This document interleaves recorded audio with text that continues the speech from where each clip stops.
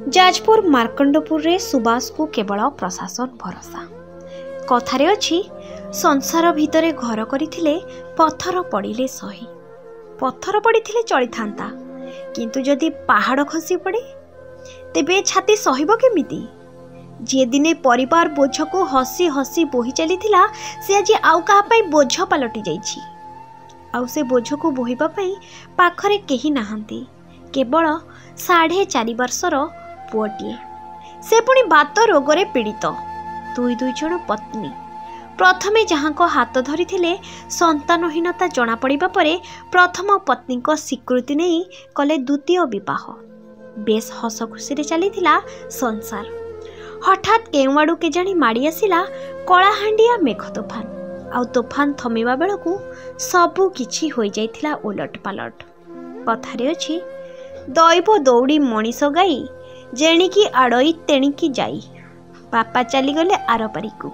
आउ तापरे आज को वर्षे हब से निजे आक्रांत होई गले पारालिसिस रोगरे। आउ तापरठू टंकाटिए भी रोजगार नहीं। परिवार कहले 4 जन कुटुंब। ओळिए खाइले आर ओळी को उपास। 15 किलो राशन चाउल आउ 4 मास हेला पाउथिबा 1000टी टंका भिन्नक्षम भत्ता हेउछि तांकर साहा भरसा। भूमिहीन परिवारटीए सरकारी जमी उपरे कुड़ियाटीए बसाई स्त्री सावित्री जेना और आरती जेना सह पुओ विकास भविष्यत। विकास पाठपढ़ा सिलट खड़ी किनिबा पई पैसाटीए नाही। केमिति प्रतिपोषण हेबो ए गरीब परिवार? गप हेले भी सत। आमे कहूँ जाजपुर जिला जाजपुर ब्लॉक रो मार्कंडपुर गाँव कथा। ए जीवंत कहानी हेउछि मार्कंडपुर गाँव सुबास जेनांकर। गत वर्षे हेबो से पारालिसिस रोगरे पीड़ित हेबा परे परिवार चलनी कथा कहिले न सरे। कहार नजर नहीं एमानक प्रति। प्रशासन पाखरे गुहारी करने आत्मा छटपट हेउथिले भी सौतुणी साजिछि आर्थिक संकट। तेबे साधारण रे प्रश्न उठुछि, जाजपुर ब्लॉक रे बहु परिवार एभली भिन्न भिन्न संकटपूर्ण अवस्था थिबा बेले मार्कंडपुर सुबास जेना हेउछंती एहार उदाहरण। तेबे परिवार को प्रशासनिक व्यवस्था कहीं वंचित करा जाउछि बोली साधारण रे दाबी होइछि। तेबे परिवार आउ केते दिन प्रशासन रो दृष्टिगोचर हेबे देखिबा को बाकी रहिला। सुभाष चंद्र जेना घर मु सीढ़ा पाछा पुणी कि घर चले काम धंदा करे घर चलुला। वर्तमान तो मत पारालिस हो गला। आउ खटी पारुनी बहुत हैरान होउछि। हैरान अवस्था रही। मु तो राति आसी शोथी बाहर को उठी जाए घर पुणी थे जाए शोक जाइए मो गोड़ आउ नागिलानी झुलिला। आ मुझे हावली खाई डाकिनी आंको कटक डॉक्टर देखिए कहला पारालिस हो जाए। बहुत हैरान अवस्था चलु। चाउल पाउच 15 किलो आउ भर्ता कर देते 1000 टଙ୍କା। कुआड़ बाप पाउन छोट छुआटा अच्छी बेसी आमको खर्च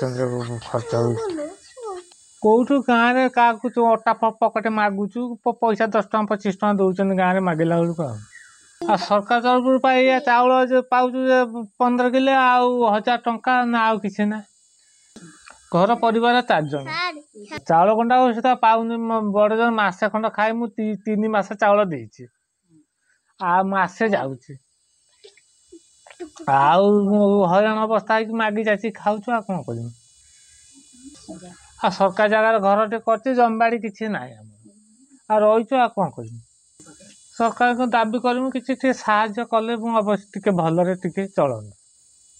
आ यही कथा ना सावित्री जेना केमिति चले छोट छुआटे तापर से पारालिस रे पड़गले। आम कौन भावनी सरकार आम भावनी सरकार किसी साहाय्य कर। सरकार तो किसी देलेनी। गाँ गंडा जाए मागे जाति आनी चलेनु। छोट छुआटे चलेबा माँ कष्टकर। आ कौन करमु मागी जाति भल मंद कर चलुचु। आ बहुत कष्ट चलुचु। आ टंका पैसा दब किए बहुत कष्ट चलुचु। केतले पाइने खाऊचु केतले न पाइने नाही उपास रहउचु।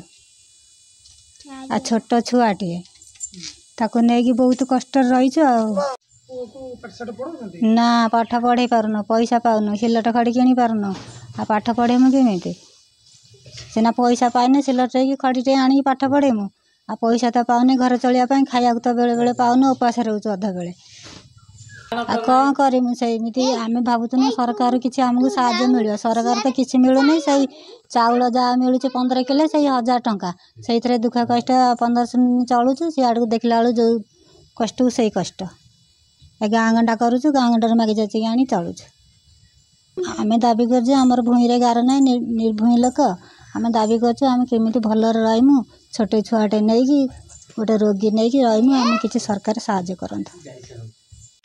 ଚରଞ୍ଜନ ସେ ଗୋଟେ ଗରିବ ଲୋକ ଆଉ ସିଏ କ'ଣ ସଂସାର ତାର ଇଏ ଆଉ ସିଏ ଚଳିବ କେମିତି ଯେଉଁ ଭର୍ତ୍ତା ଯେଉଁ 1000 ଟଙ୍କାରେ ଚଳିପାରିବ କି